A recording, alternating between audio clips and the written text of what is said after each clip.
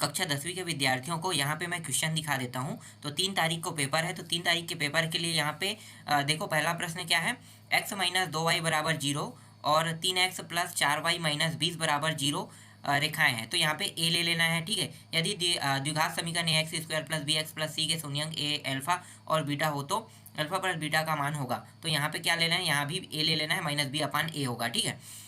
इसके बाद तीसरा है, किसी ए बी में यदि d बराबर -4 n बराबर 7 एवं ए n बराबर 4 हो तो a का मान, तो a का मान कितना होगा, 28 होगा। तो 28 ले लेना, ठीक है। यहाँ पे देखो ये इनके बीच की दूरी पूछ रहा है, तो इनके बीच की दूरी 8 होगा, ठीक है। यहाँ पे 8 ले लेना है। पांचवा प्रश्न में क्या है, पेड़ की छाया का मतलब कोण बनाए उन्होंने कोण, तो यहाँ पे 45 ले लेना है।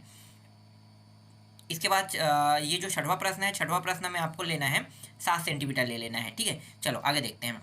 इसके बाद रिक्त स्थानों की पूर्ति, ठीक है। रिक्त स्थानों की पूर्ति में देखो पहला प्रश्न में इसका उत्तर क्या आ जाएगा, मैं यहाँ पे उत्तर बताता हूँ। पहला का 0 हो जाएगा, ठीक है। दूसरा का क्या होगा, दूसरा जो समांतर श्रेणी है तो अंतर क्या होता है, सार्वंतर कहते हैं, सार्वंतर लेना है। इसके बाद तीसरा सभी वर्ग क्या होते हैं, समरूप होते हैं, ठीक है। एक्स अक्ष की दूरी तो वाई अक्ष या कोटि कहलाती है, ठीक है। तो यहाँ पे या तो वाई निर्देशांक ले सकते हो या कोटि ले सकते हो, दोनों में से कोई भी ले सकते हो। और वृत्त तथा उसकी स्पर्श रेखाएं के उभयनिष्ठ बिंदु को क्या कहते हैं, स्पर्श बिंदु कहते हैं। और आर त्रिज्या वाले वृत्त के क्षेत्रफल क्या होता है, पाई आर स्क्वायर होगा, ठीक है। इसके बाद सही जोड़ी मिलाओ दिखा देता हूँ। यहाँ पे 1 प्लस कॉट स्क्वायर थीटा, ठीक है। तो 1 प्लस कॉस स्क्वायर थीटा का उत्तर क्या लेना है आपको, यहाँ पे डी लेना है, कोसेक स्क्वायर थीटा होता है, ठीक है। और ये जो कोसेक 90 माइनस थीटा ये क्या हो जाएगा, कोसेक 90 माइनस थीटा जो होता है वो हो जाता है सेक थीटा होता है। इसके बाद है ये जो सेक थीटा ये क्या हो जाएगा, तो ये हो जाएगा कोसेक थीटा हो जाएगा, ठीक है। ऐप में बेलन की वक्र पृष्ठ क्षेत्रफल, तो इसको आपको लेना है, ए में लेना है 2 पाई आर एच होता है। असंभव घटनाओं की प्रायिकता कितने होता है, तो असंभव घटनाओं की प्रायिकता जो है वो होता है 0 होता है। किसी निश्चित घटना की प्रायिकता क्या होगा, तो ये हो जाएगा 1 होगा, ठीक है। आगे देखते हैं। इसके बाद यहाँ पे 1 मिनट कहाँ पे आ गए, हाँ ठीक है। एक शब्द एक वाक्य में उत्तर देखो। तो ये जो है ना, दो संख्या ए और बी जो दिया है, लघुत्तम समापवर्तक और महत्तम समापवर्तक, तो ए बी एक्स वाई का संबंध बताइए कह रहा है, ठीक है। तो इसका उत्तर क्या हो जाएगा, इसका उत्तर हो जाएगा ए गुणित बी बराबर एक्स गुणित वाई, यही होगा, ठीक है। दूसरा प्रश्न में क्या आ जाएगा, ये द्वियुक्तिकार बताना, बी स्क्वायर माइनस 4ac। तीसरा प्रश्न देखो, ये प्रश्न फिर से रिपीट हुआ क्या, हाँ 90 अंश से अधिक होता है तो ये अधिक कोण होगा, तीसरा का उत्तर अधिक कोण होगा। और ये जो प्रश्न है m1 अनुपात m2 के अंतर, ये तो मुझे नहीं पता, ठीक है। इसके बाद ये भी नहीं पता पांचवा, ठीक। छठवा क्या कह रहा है, छठवा जो है इसका उत्तर हो जाएगा माध्यक वर्ग हो जाएगा, ठीक है। चलो आगे देखते हैं। अब सत्य असत्य देख लेते हैं। सत्य असत्य में देखो पहला प्रश्न क्या है, पहला प्रश्न असत्य है, दूसरा सत्य है, तीसरा सत्य है, चौथा सत्य है, पांचवा सत्य है और छठवा जो है असत्य है, ठीक है। चलो आगे देखते हैं।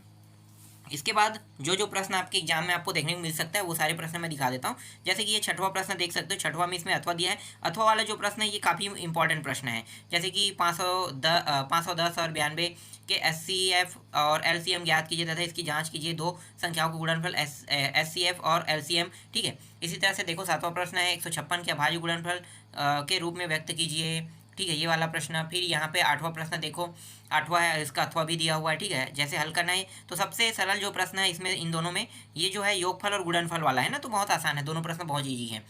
और ये 9वां प्रश्न क्या है, शून्यांकों का गुणनफलों के बीच की संबंध की जांच कीजिए कह रहा है, ये भी सरल है। और ये जो दिया है ना, शून्यांक ज्ञात कीजिए कह रहा है, शून्यांकों गुणनफल बीच, ठीक है। तो पहले इसका गुणनखंड कर लेना, गुणनखंड करने के बाद शून्यांकों का योगफल और गुणनफल दोनों निकल जाएगा। इसके बाद 10वां देखो, निम्न रैखिक समीकरण युग्मों को प्रतिस्थापन विधि से हल करिए कह रहा है, ठीक है ये। और 11वां प्रश्न देख सकते हो, 11वां प्रश्न ये रहा, ठीक है। इसके बाद 12वां प्रश्न देखो, 12वां में अथवा दिया है, 78 मान निकालना है, मतलब 78 पद है तो पद 78 है, ठीक है। तो कौन सा पद 78 है कह रहा है, तो बहुत आसान है, निकल जाएगा। ए और डी का मान निकाल लो, उसके बाद ए एन वाला सूत्र है ना, a + n-1d, उसमें रख दो तो निकल जाएगा। इसके बाद 13वां प्रश्न देखो, 13वां में अथवा भी दिया है, ठीक है। इसके बाद 14वां प्रश्न है और इसमें अथवा भी है, ठीक। 15 दिखाता हूँ, 15 और ये रहा अथवा प्रश्न, ठीक है। ज़्यादा समय वेस्ट नहीं करूँगा। 16वां प्रश्न, 16वां में अथवा भी है और ये 17वां प्रश्न, 17वां में अथवा है। इसी तरह से 18वां में अथवा है, 19वां में अथवा है, 20वां, ठीक है। तो 20 तक के मैं यहाँ पे आप लोगों को प्रश्न दे रहा हूँ।